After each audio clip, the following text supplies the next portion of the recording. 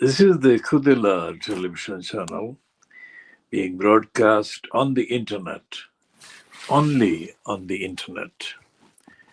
This is Tuesday, 21st of January 2025.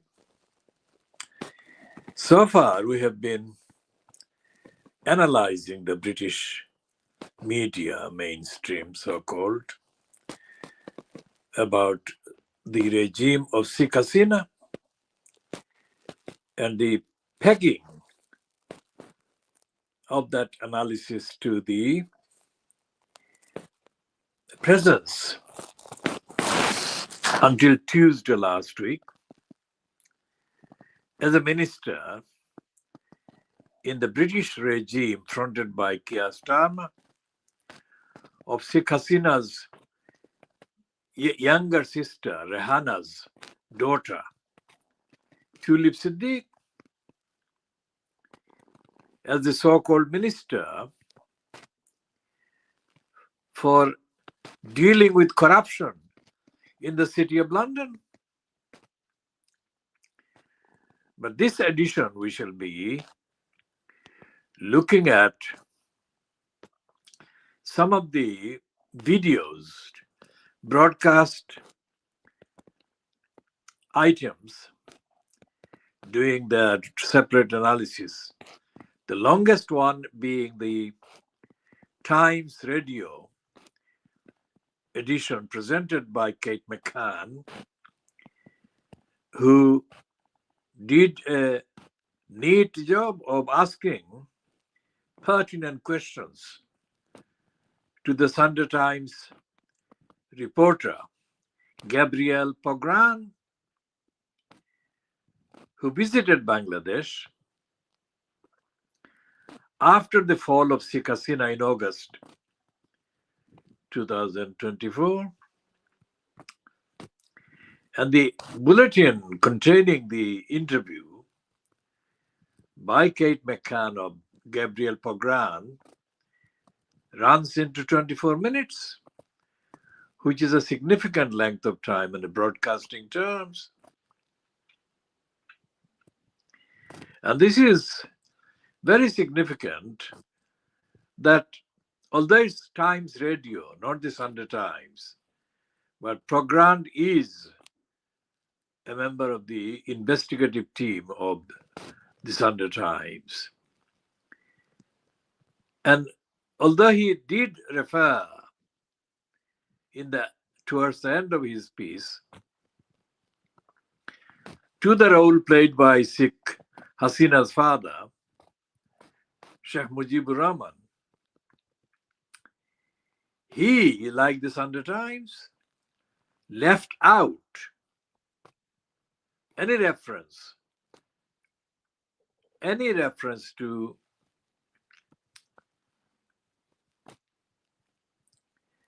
the Sunday Times' false claims published early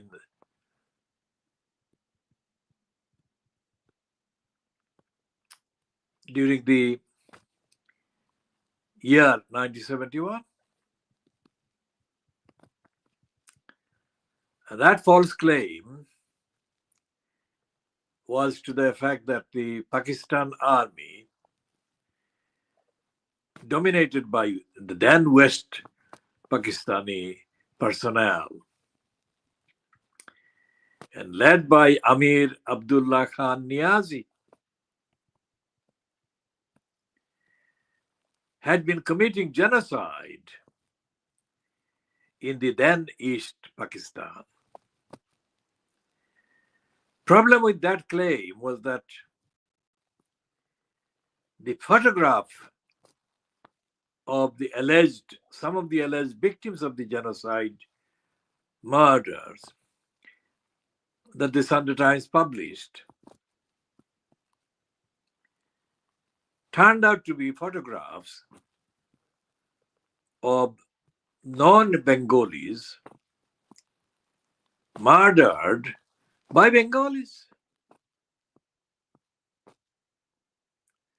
So the very foundation of the story about how Bangladesh came to be has been challenged by researchers mainly coming from India,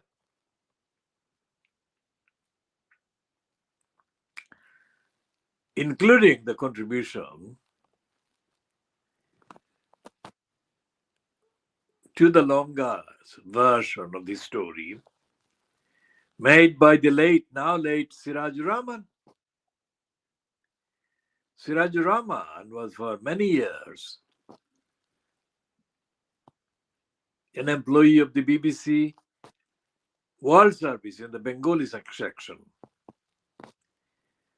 In 1977, I met Sirajur Rahman, and because of his timid, complicit role played during the so-called recruitment interview, I refused a likely job offer to me by the BBC. This is in context of my long-standing refusals to accept offers of jobs or positions anywhere, strictly because had I taken any of the offers anywhere during the decades, I would have most certainly, without any doubt, have to have given up my principles, morality, ethical stand, which to me remains collectively the most important thing. Back to Sirajur Rahman, and he questioned Sheikh Mujib during the short period, a number of days that Sirajur Rahman witnessed Sheikh Mujib transit through London to India before he arrived in the Bangladesh state during 72. One of the things that Sirajur Rahman wrote about before he died was that he had found Sheikh Mujibur Rahman at that point completely innocent, that is, ignorant of the numbers, of the details, of the facts of the so-called war of liberation. I say so-called because it wasn't a war of liberation. It was a war for separation. Because the idea of Pakistan, as confirmed with effect from the 14th of August 1947, was the idea that was mainly based on the running of the idea of Pakistan, including East Pakistan, which has now become Bangladesh since the 16th of August 1971. So the idea of Pakistan broke with the 16th of August, 16th of December 1971. And with it broke the idea of Pakistan, and there was no entity, greater entity, from which Bangladesh, as it is now, as it has been since the 16th of December 1971, could be independent, could be freed. That suggests freedom from Pakistan, suggests a superiority on the part of what was then West Pakistan. The real superiority that existed, prevailed after the 16th of December 1971, ceased to be active with effect from 16th of December 1971. So what appeared after the 16th of December 1971 were two parts of an entity called Pakistan that was no longer there. Back to Gabriel Pagran and his account of what he saw in Dhaka during the period post August, 5th of August, 2024. He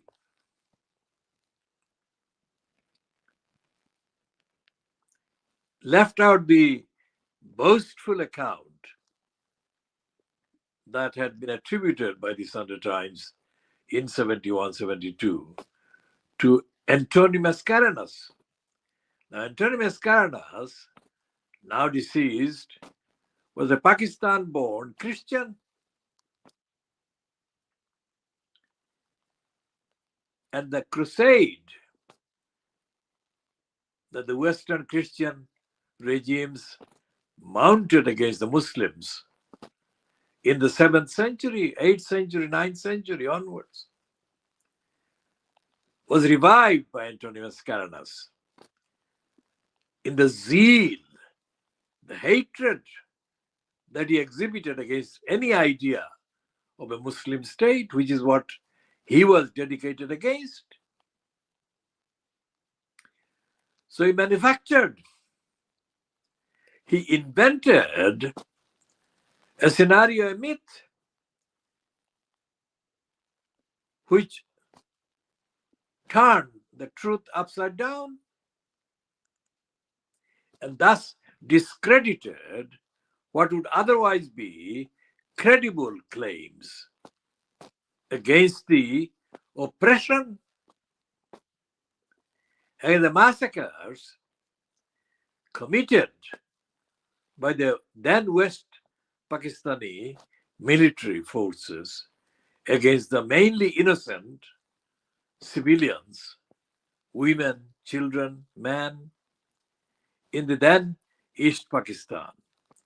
All these evidence and accounts obviously came into being accessible only after the expiry of the year 1971, only after the state of Bangladesh had been given international recognition. It is mainly during 1972 that many accounts, eyewitness accounts of what the Pakistan army, controlled by personnel from then West Pakistan, committed during 1971 in what is now, what became Bangladesh and what was then East Pakistan.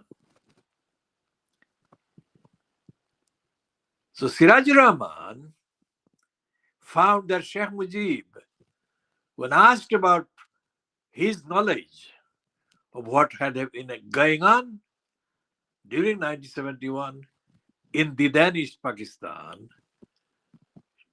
got the answer from Sheikh Mujibur Rahman that he didn't know. And that remains the case. There is no definitive evidence to contradict the findings of Sirajur Rahman, who spoke directly to Sheikh Mujib, who answered with blanks most of the pertinent questions about the events that had gone on during 1971 in what was then East Pakistan. So Gabriel Pagran, talking to Kate McCann on Times Radio shortly after the resignation of Tulip Siddiq as the economic secretary to the Treasury, that is the post in effect of the deputy chancellor of the Exchequer, deputy to Rachel Reeves. The questions that Kate McCann asked were based on already published knowledge about the questions that Tulip Siddiq was under. and the questionable role played by Keir Starmer.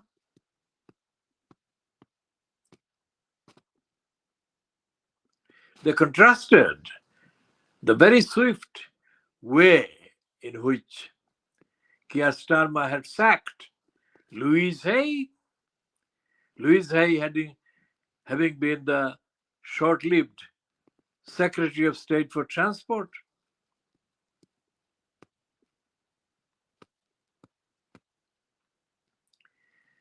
Now, the terminology used by Gabriel Pogrand about the rest of the story about Bangladesh is also defamatory, pejorative, and based on absolute ignorance. Because after Tulip Siddique's resignation on Tuesday last week, the story hasn't stopped. In fact, if Gabriel Pogrand were personally minded to probe into the background of Sheikh Hasina's fascistic, corrupt regime, he would have found that the regime that was fronted by Sheikh Mujibur Rahman, starting in 1972 in Bangladesh, to the day he was murdered, 15th of August 1975. That regime was contaminated by widespread corruption. And Sheikh Mujib himself, although the occupant of the highest post in the state, was overwhelmed under the corruption, mainly the corruption of the hundreds of Awami League thugs who had taken up positions in the government that Sheikh Mujib was supposedly fronting. So that corruption was one of the two reasons why Sheikh Mujib was murdered, according to the objective accounts of the third parties, observers, witnesses, commentators. One was the overwhelming corruption under which Sheikh Mujib's regime was sinking before the 15th of August 1975, and the criminality committed by his two sons, older sons, Sheikh Kamal and Sheikh Jamal. One of those sons had been widely known to have raped the wife of a military officer. That rape and kidnap and abduction, widely known within the circles, military circles in Bangladesh at the time, so incensed and outraged the affected people that they wanted justice. So when they approached the then head of state and head of government of Bangladesh, Sheikh Mujibur Rahman, with a plea for justice, the largest number of accounts of that approach show that Sheikh Mujibur Rahman ignored the pleas for justice. And accordingly, Sheikh Mujibur Rahman's ignoring of the calls for justice empowered a section of the military officers that staged the assassination. That is one part of the account. And the other, of course, is the corruption that was sinking the regime. To this day, which is 21st January 2025. There is no definitive conclusion, closure to the many questions about what had been the main motivation for the murder, the killing, the assassination of Sheikh Mujibur Rahman on the 15th of August, 1975. But it goes without saying that corruption was one of the biggest motivating factors inspiring, encouraging people in Bangladesh to want to remove Sheikh Mujibur Rahman from power. So Gabriel Pogrand completely missed that defining time, as did the Sunday Times, as the Sunday Times has been doing, and the Times newspaper has been doing, as the other newspapers, including the Daily Mail group, doing. They have been ignoring what happened during 1971, what happened since the 16th of December 1971, what happened in the 3 years, 1972, 73, 74, and half of 75. So 4 calendar years during which Sheikh Mujibur Rahman was in post, incumbent as the head of state, head of government as well. And without explaining, defining, stating what did happen in those 4 calendar years, any account, any reference to what Tulip Siddiq has been doing, has been up to with her despotic fascist aunt, Sheikh Mujibur Rahman's daughter, Sheikh Hasina, is bound to be incomplete, false, misleading. The only thing that Gabriel Pogrand referred to in his conversation with Kate McCann on Times Radio was a reference to the 2016 Panama Papers. Now, the Panama Papers are the type of papers, the disclosures of documents, leaks of documents that can be compared with WikiLeaks, confidential documents and files concerning widespread corruption by big companies, by big government contractors, etc., etc. And Gabriel Pogrand did say that Bangladesh, under Sheikh Hasina, has been condemned by Transparency International and other independent international bodies as being more corrupt than even Nigeria, more corrupt than even Russia, more corrupt than other countries that are at the top of the corruption league. But he did mention that, but he didn't go into details of how corrupt and cruel and murderous Sheikh Hasina was during the 15 years from 2008 up to the 5th of August 2024 when she was ousted.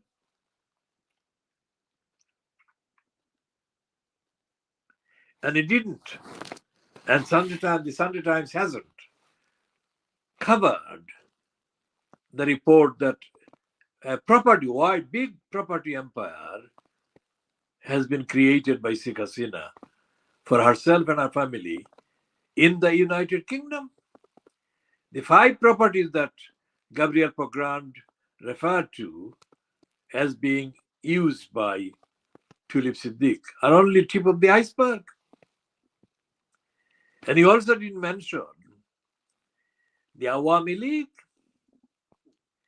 The Awami League, which has been banned from the soil of Bangladesh with the departure of Sheikh Hasina on the 5th of August 2024, the Awami League has been surreptitiously operating in the United Kingdom. Any investigation or any investigative look at the regime of Sheikh Hasina and her so-called supporters, who are in effect in hiding, but also actually engaged in spreading lies and misinformation, trying to deny all the criminalities that Hasina perpetrated during her time. These are mainly parasites. These Awami League so-called activists, members, are parasites feeding off the ordinary demography consisting of the ordinary Bangladeshis that are in the United Kingdom as ordinary migrants. So the Gabriel Pogrand and Kate McCann broadcast on the Times Radio has included some new aspects, but it still remains a long way away from completely completing the story about Sheikh Hasina, about Tulip Siddiq, about Keir Starmer's complicity with a crooked family, crooked dynasty. We shall be talking more about all of these in due course, in later editions, today, this week, and beyond.